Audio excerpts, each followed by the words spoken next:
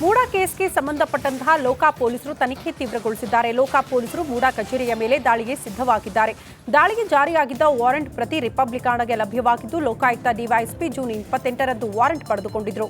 Lokayukta team June 30ರಂದು ದಾಳಿಗೆ ಸಿದ್ಧವಾಗಿತ್ತು. ಜೂನ್ 29ರಂದೇ ಮೂಡಾಗೆ ನಗರಾಭಿವೃದ್ಧಿ ಅಧಿಕಾರಿಗಳು ಭೇಟಿ ಕೊಟ್ಟರು. ಇಲಾಖೆಯ ಐಎಎಸ್ ಅಧಿಕಾರಿಗಳ 3 ತಂಡ ಭೇಟಿ ನೀಡಿತ್ತು. 140 ಫೈಲ್ಗಳನ್ನು ತೆಗೆದುಕೊಂಡು ಹೋಗಿದ್ರು.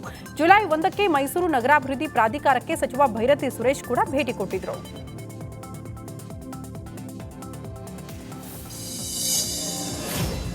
ಮೂಡಾದ 140 ಫೈಲ್ಗಳನ್ನು ಸುಟ್ಟು ಹಾಕಲಾಗಿದೆ ಅಂತ ಬಿಜೆಪಿ ಶಾಸಕ ಶ್ರೀವತ್ಸ ಗಂಭೀರವಾದಂತಹ ಆರೋಪವನ್ನು ಮಾಡಿದ್ದಾರೆ. ನನ್ನ ಆರೋಪಕ್ಕೆ ಲೋಕಾಯುಕ್ತದ ಟಿಪ್ಪಣಿಯ ಸಾಕ್ಷಿ ಅಂತ ಹೇಳಿದ್ದಾರೆ. ಮೂಡಾ ಫೈಲ್ಸ್ ಮಿಸ್ಸಿಂಗ್ ಬಗ್ಗೆ ಕೂಡ ತನಿಖೆ ಆಗಲಿ ಅಂತ ಆಗ್ರಹಿಸಿದ್ದಾರೆ. ಲೋಕಾಯುಕ್ತ ತನಿಖೆ ಮೇಲೆ ಅನುಮಾನ ಮೂಡ್ತಾ ಇದೆ.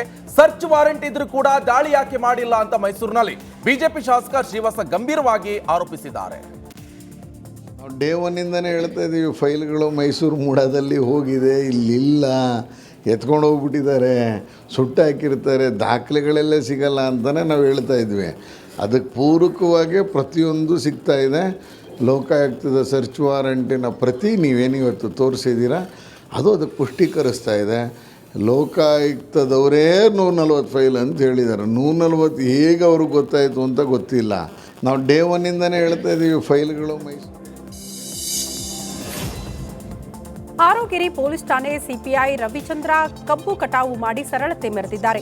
ಕೂಲಿ ಕಾರ್ಮಿಕರ ಜೊತೆಗೆ ಕಬ್ಬು ಕಟಾವು ಮಾಡಿದ್ದಾರೆ. ಕೆಲಸದ ಒತ್ತಡದ ನಡುವೆ ಕಬ್ಬು ಕಟಾವು ಕಾರ್ಮಿಕರ ಜೊತೆಗೆ ಜನಸಂಪರ್ಕವನ್ನ ಇಟ್ಕೊಂಡಿದ್ದಾರೆ. ಇದೇ ಸಂದರ್ಭದಲ್ಲಿ ರೈತರಿಗೆ ರಸ್ತೆ ಸುರಕ್ಷತೆಯ ಬಗ್ಗೆ ಜಾಗೃತಿ ಮೂಡಿಸಿದ್ದಾರೆ.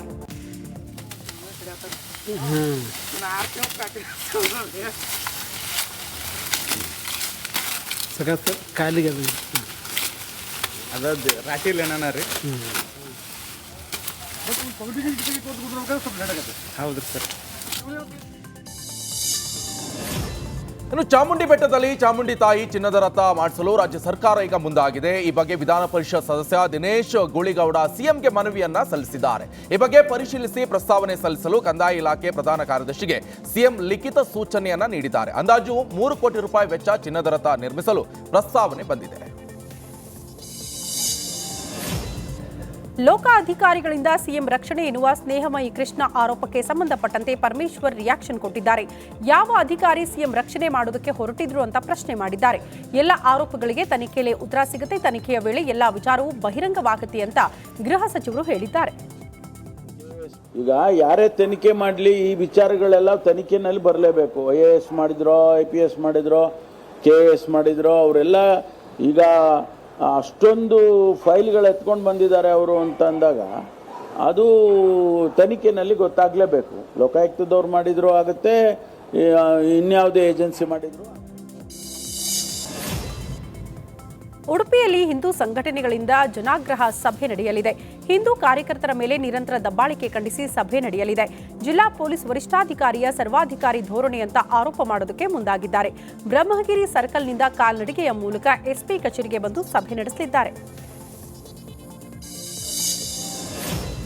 ಕರಾವಳಿಯ ಪುಣ್ಯಕ್ಷೇತ್ರ ಕುಕ್ಕೆ ಸುಬ್ರಹ್ಮಣ್ಯ ದೇವಸ್ಥಾನದಲ್ಲಿ ಚಂಪಾಷಷ್ಠಿ ಜಾತ್ರಾ ಮಹೋತ್ಸವಕ್ಕೆ ದಿನಗಣನೆ ಶುರುವಾಗಿದೆ. ನವೆಂಬರ್ 27ರಿಂದ ಡಿಸೆಂಬರ್ 12ರ ತನಕ ಚಂಪಾಷಷ್ಠಿ ಜಾತ್ರೆ ನಡೆಯಲಿದೆ. ಹೀಗಾಗಿ ಕ್ಷೇತ್ರದ ಪ್ರಧಾನ ಸೇವೆಗಳಲ್ಲಿ ಒಂದಾಗಿರುವಂತಹ ಸರ್ಪ ಸಂಸ್ಕಾರ ಸೇವೆಯು ನವೆಂಬರ್ 25ರಿಂದ ಡಿಸೆಂಬರ್ 12ರ ತನಕ ನೆರವೇರುವುದಿಲ್ಲ.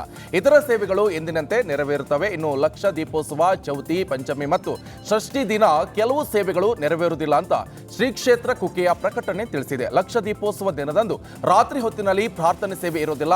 ಚಂಪಾಷಷ್ಠಿಯಂದು ಮಧ್ಯಾಹ್ನದ ವೇಳೆ ಪ್ರಾರ್ಥನೆ ಸೇವೆ ನಡೆಯುವುದಿಲ್ಲ. ಚಂಪಾಷಷ್ಠಿ ದಿನ ಆಶ್ಲೇಷ ಬಲಿ ಮತ್ತು ನಾಗಪ್ರತಿಷ್ಠೆ ಸೇವೆಗಳು ಇರುವುದಿಲ್ಲ ಅಂತ ಕ್ಷೇತ್ರದ ಆಡಳಿತ ಮಂಡಳಿ ಮಾಹಿತಿಯನ್ನ ನೀಡಿದೆ. ಬೆಂಗಳೂರಿನ ಬಸವನಗುಡಿಯಲ್ಲಿ ಇಂದಿನಿಂದ ಕಡಲೆಕಾಯಿ ಪರಿಷೆ ನಡೆಯಲಿದೆ. ಐತಿಹಾಸಿಕ ಕಡಲೆಕಾಯಿ ಪರಿಷೆಗೆ ಜನಸಾಗರವೇ ಹರಿದು ಬರ್ತಾ ಇದೆ. ಪರಿಷೆನ ಸಚಿವ ರಾಮಲಿಂಗಾರೆಡ್ಡಿ ಉದ್ಘಾಟಿಸಲಿದ್ದಾರೆ. ಇನ್ನು ಇದೇ ಸಂದರ್ಭದಲ್ಲಿ ಕಾರ್ತಿಕ ಸೋಮವಾರ ಹಿನ್ನೆಲೆ ದೊಡ್ಡ ಬಸವಣ್ಣನಿಗೂ ಕೂಡ ವಿಶೇಷ ಅಲಂಕಾರ ಪೂಜೆ ಮಾಡಿ 500 ಕೆಜಿ ಕಡಲೆಕಾಯಿಯಿಂದ ಅಭಿಷೇಕ ಮಾಡಲಾಗಿದೆ. ವಕ್ಫ್ ಭೂ ಕಬಳಿಕೆ ವಿರೋಧಿಸಿ ಇವತ್ತು ಬೀದರ್ನಿಂದ ಯತ್ನಾಳ್ ಟೀಮ್ ಹೋರಾಟ ನಡೆಸುವುದಕ್ಕೆ ಸಜ್ಜಾಗಿದೆ. ಆದರೆ ರಾಜ್ಯಾಧ್ಯಕ್ಷ BY ವಿಜೇಂದ್ರ ಸೇರಿದಂತೆ ರಾಜ್ಯ ನಾಯಕರ ಫೋಟೋಗೆ ಬ್ರೇಕ್ ಹಾಕಿದೆ. ಕೇಂದ್ರ ನಾಯಕರ ಫೋಟೋ ಬಳಸಿಕೊಂಡು ಹೋರಾಟದ ಅಖಾಡಕ್ಕೆ ಯತ್ನಾಳ್ ಎಂಟ್ರಿ ಕೊಟ್ಟಿದ್ದಾರೆ. ಬ್ಯಾನರ್ನಲ್ಲಿ ಪ್ರಧಾನಿ ಮೋದಿ, ರಾಷ್ಟ್ರಾಧ್ಯಕ್ಷ JP ನಡ್ಡಾ, ಕೇಂದ್ರ ಗೃಹ ಸಚಿವ ಅಮಿತ್ ಶಾ ಸೇರಿ ಯತ್ನಾಳ್ ಟೀಮ್ ಸದಸ್ಯರ ಫೋಟೋ ರಾರಾಜಿಸಿದೆ. ಪಕ್ಷದ ಚಿಹ್ನೆ ಬಳಸಿ ಅಳವಡಿಸಿರುವ ವಕ್ಫ್ ಹೋರಾಟದ ಬ್ಯಾನರ್ಗಳಿಗೆ ಜಿಲ್ಲಾ ಬಿಜೆಪಿ ಕಿಡಿಕಾರಿದೆ.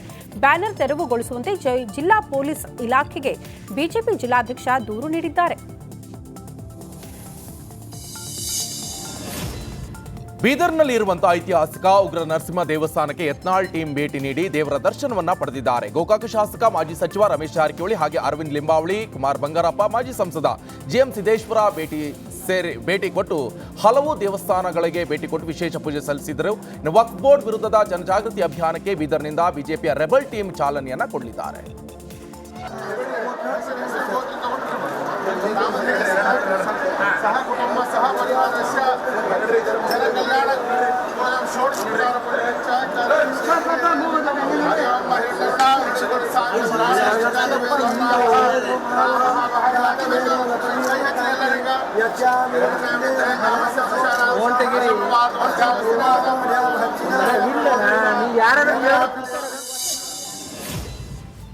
ಅನ್ನಭಾಗ್ಯ ಅಂಗನವಾಡಿ ಪಡಿತರ ನೆರೆ ರಾಜ್ಯಕ್ಕೆ ಕಳ್ಳ ಸಾಕಾಣಿಕೆ ದಂಧೆ ನಡೆಯುತ್ತಿದೆ ಅಂತ ದೂರು ನೀಡಲಾಗಿದೆ.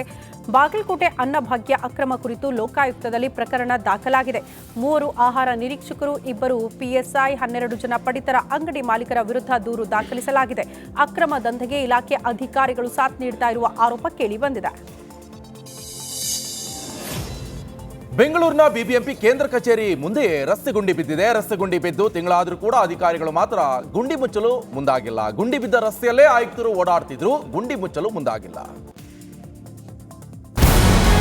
ನಮಸ್ಕಾರ, ಕರ್ನಾಟಕ ಪ್ರೈಮ್ ಟೈಮ್ಗೆ ಸ್ವಾಗತ. ನಾನು ಜಯಪ್ರಕಾಶ್ ಶೆಟ್ಟಿ.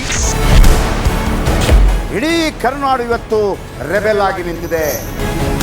ಈ ಹಗರಣಗಳನ್ನು ಸದನದಲ್ಲಿ ಪ್ರಸ್ತಾಪ ಮಾಡಲು ಕೂಡ ಕಾಂಗ್ರೆಸ್ ಹಿಂದೇಟು ಹಾಕಿದ್ದೇಕೆ?